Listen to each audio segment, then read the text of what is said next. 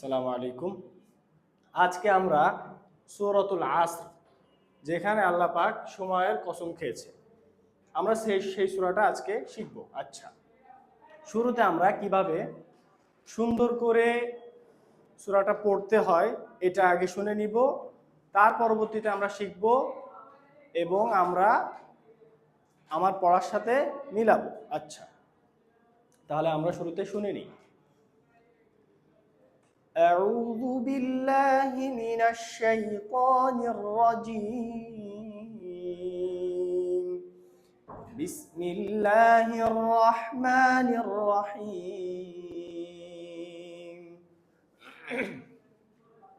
والعصر إن الإنسان لفي خسر إلا الذين آمنوا وعملوا الصالحات وتواصوا بالحق وتواصوا بالصبر.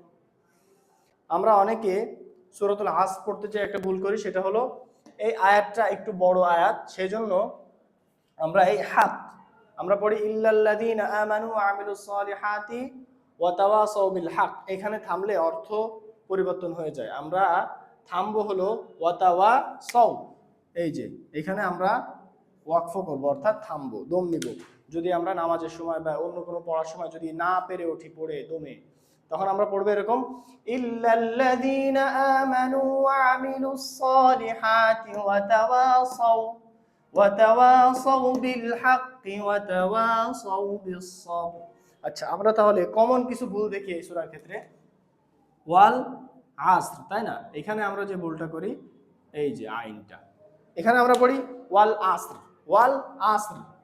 আসর পড়া যাবে না, স্বরে আ পড়া যাবে না, এই যে আ পড়া যাবে না, আমরা তো পড়তে হবে ওয়াল আসর, ওয়াল আসর। আচ্ছা, পরের আয়াতে ইন্নাল ইনসানা লাফি খুসর, আমরা পড়ি ইন্নাল ইনসানা লাফি খুসর, ফি খুসর, খুসর ক্ষয় রস্যি, ক্ষয় রস্যু খুস, এই খুস পড়া যাবে না, আমাদের পড়তে হবে খুসর।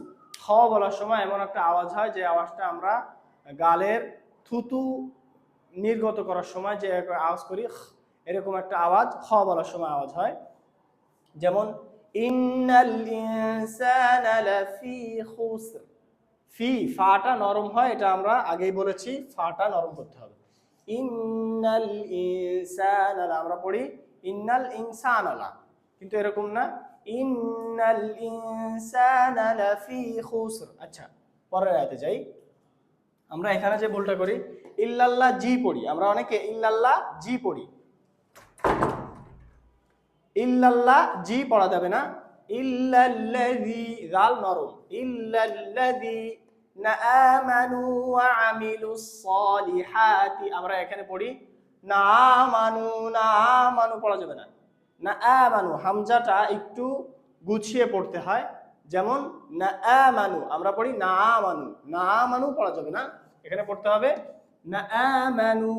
আবার ওয়ামিলুস সলিহাতি, আমরা পড়ি ওয়ামিলুস সলিহাতি, ওয়ামিলুস সলিহাতি পড়া যাবে না, ওয়ামিলুস সলিহাতি, সলিহাতি পড়ি, এখানে সলিহাতি পড়া যাবে না, পড়তে হবে সলিহাতি, হা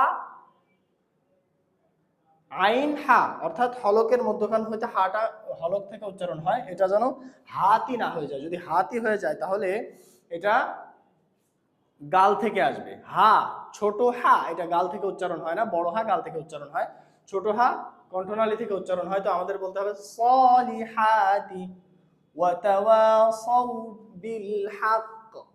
এই যে কফটা, কফটা হলো এরকম, এটাকে আরবি ভাষায় বলা হয় কলকলা, কলকলা। এটাকে বাংলায় যদি বলি তাহলে হবে হলো ফিরে আসা। যেমন একটা বল যদি আমি দেওয়ালে মারি তাহলে যদি ফিরে আসে, তাহলে যেরকম পড়তে হয়, কিছু কিছু হরফ আছে আরবিতে যে অক্ষরগুলো ওরকম পড়তে হয়, যেমন কফ। এখানে আমি পড়তেছি কি বিল হক, বিল হক, খেয়াল করেন বিল হক। তাহলে কি হবে ইল্লাল্লাযীনা আমানু ওয়া আমিলুস সালিহাতি ওয়া তাওয়াসাউ বিল হক। আচ্ছা, তারপর একটু হলো ওয়া তাওয়াসাউ বিস-সাবর। আমরা এখানে কমন যে ভুলটা পড়ি সেটা হলো সৌ, দন্ত স রস্যু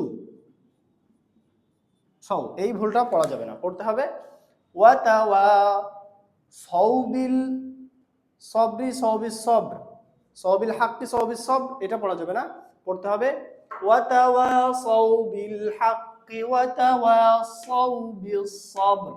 আমরা পড়ি সাউ বিস সবর, এটা পড়া যাবে না, পড়তে হবে সাউ বিল হাক্কি ওয়া তাওয়াসাউ বিস সবর।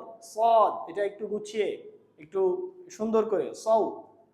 আচ্ছা, তাহলে আজকের মতো আমাদের সূরা আসরটা শেষ হলো।